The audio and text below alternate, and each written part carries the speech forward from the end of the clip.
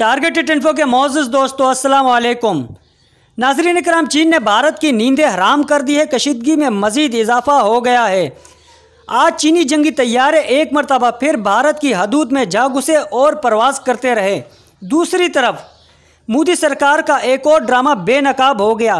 प्यारे दोस्तों, चाइना ने नई सड़कें मुकम्मल तौर पर बना ली है। भारी असला और टैंकों समेत जंगी दीगर सामान लद्दाख की तरफ रवाना कर दिए हैं। अब भारत को जिस हिसाब से चीन मज़ा चखाने वाला है, और दोस्तों वीडियो के एंड में हम आपको बताएंगे कि बांग्लादेश ने भारत के ख़िलाफ़ पाकिस्तान और चीन से मदद तलब कर ली है। इसकी मुकम्मल तफसील बताएंगे और ये भी बताएंगे कि बांग्लादेश ऐसा क्यों कर रहा है। अगर बांग्लादेश और भारत की जंग होती है तो इसमें पाकिस्तान का क्या किरदार होगा। दोस्तों, वीडियो की तफसील में जाने से पहले आप लोगों से छोटी सी गुजारिश है कि आपने हमारे चैनल को अभी तक सब्सक्राइब नहीं किया तो अभी सब्सक्राइब करते हुए बेल आइकॉन को भी दबा दें, ताकि हमारी हर नई आने वाली वीडियो का नोटिफिकेशन आपको फ़ौरन मिल जाए। और नीचे कमेंट बॉक्स में पाकिस्तान जिंदाबाद, पाक आर्मी जिंदाबाद लिखकर हमारी फ़ौज की हौसला अफजाई करें। मौजूद दोस्तों, वीडियो की मज़ीद तफसील में जाते हुए आपको बताते चले कि चीनी तैयारे आज किस तरह भारत के अंदर परवाज़ करते रहे और भारत उसका कुछ ना कर सका।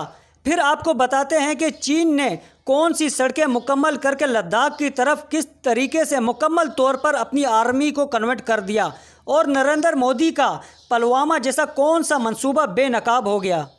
प्यारे दोस्तों, लद्दाख कशीदगी में आज बड़ी हद तक इजाफा हो गया।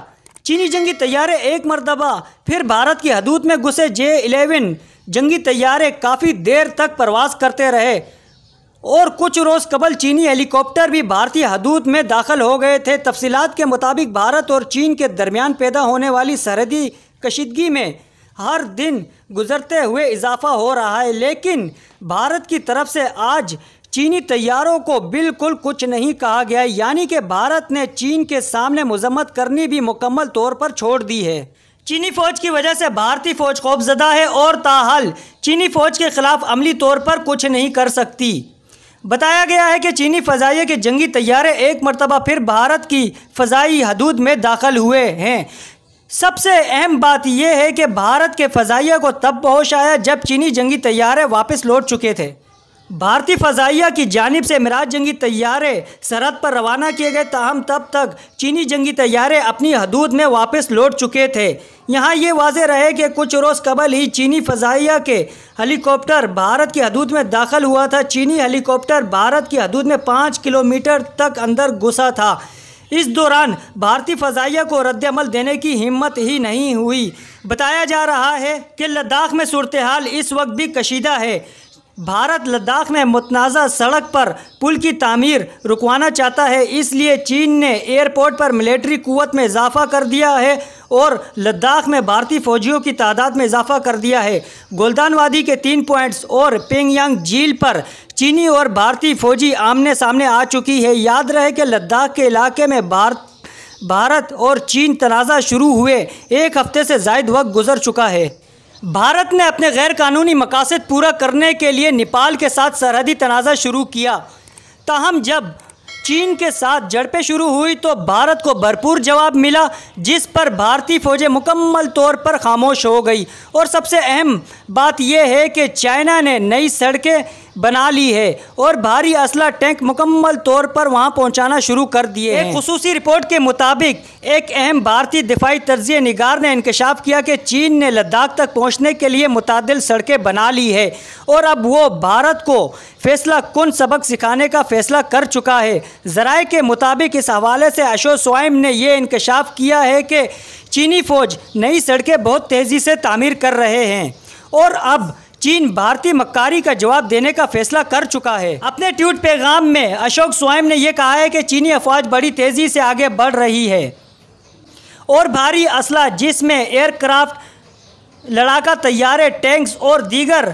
असला वहां पर पहुंचा रही है। दोस्तों, ये तो थे वो मामला जिसमें चीन अपनी पेशकदमी कर रहा है और भारत बैकफुट पर जा रहा है, यानी कि चीन लद्दाख पर कब्ज़ा कर चुका है और भारत अभी तक किसी भी किस्म का कोई कारनामा नहीं कर सका।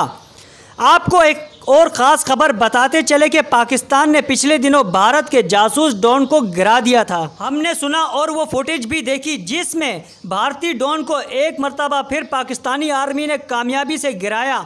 चीन से शर्मनाक शिकस्त के बाद मोदी सरकार की एक और पुलवामा ड्रामे की नाकाम कोशिश हो गई। पाकिस्तान के खदशात बिल्कुल दुरुस्त साबित हो गए। प्यारे दोस्तों, एक खुसूसी रिपोर्ट के मुताबिक इंडिया का पाकिस्तान के खिलाफ पुलवामा से मुताल्लिक एक झूठा ऑपरेशन बेनकाब हो गया। भारत में पाकिस्तान को बदनाम करने के लिए ऐसे ऑपरेशन का ड्रामा रचाया जिसके मुताबिक कोई भी शख्स अंदाज़ा लगा सकता है कि ये एक महज साजिश थी। 27 मई 2020 को भारत ने पुलवामा में मकामी पुलिस की तरफ से एक बारूद से भरी गाड़ी पर कब्जा करने का दावा किया, जिसकी जिम्मेदारी बुनियादी तौर पर हिज़्बुल मुजाहिदीन पर आयद कर दी गई। दावे के मुताबिक ड्राइवर मौके से फरार होने में कामयाब हो गया। इसके अलावा एक रिपोर्ट के मुताबिक 28 मई 2020 को हिंदुस्तानी हक्काम ने धमाके खेज मवाद के साथ गाड़ी को उड़ा दिया, जिससे मुतल्लिका इदारों ने दावा किया कि इसके ज़रिए फ़ौजी जवानों तंजीमात को निशाना बनाने का मंसूबा बनाया जा रहा था। एक रिपोर्ट के मुताबिक भारतीय फॉल्स फ्लैग ऑपरेशन से मुताल्लिक पाकिस्तान ने पहले ही आगाह कर दिया था। भारत ऐसा कोई ड्रामा रचा सकता है। भारतीय मीडिया इसे पुलवामा में 14 फरवरी 2019 को पेश आने वाले वाक़े से जोड़ने की भरपूर कोशिश कर रहा है। पाकिस्तानी वज़ीर आज़म इमरान खान, वज़ीर ख़ारजा शाह महमूद कुरैशी और army chief general Qamar Javed Bajwa बार बार इस हकीकत को उजागर कर चुके हैं कि मोदी हुकूमत किसी तरह भारतीय मकबूजा इलाकों में फॉल्स फ्लैग ऑपरेशन करेगी और इस ड्रामे का इल्ज़ाम पाकिस्तान पर लगा दिया जाएगा। लेकिन भारत इस वक्त जो नाकामी का मंजर बना हुआ है, इसमें भारत की ये बौखलाहट बिल्कुल समझ से बाहर है। वज़ीर आज़म इमरान खान ने मुतादिद मौके पर पाकिस्तान के ख़िलाफ़ भारत के फॉल्स फ्लैग ऑपरेशन के हवाले से आगाह किया है।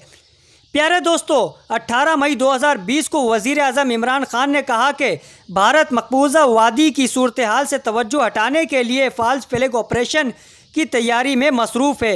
एक हफ्ते के दौरान दूसरी बार 20 मई 2020 को वज़ीर आज़म इमरान खान ने फिर खबरदार किया कि भारत पाकिस्तान पर एक मुसल्लह हमले की मनसूबाबंदी कर रहा है।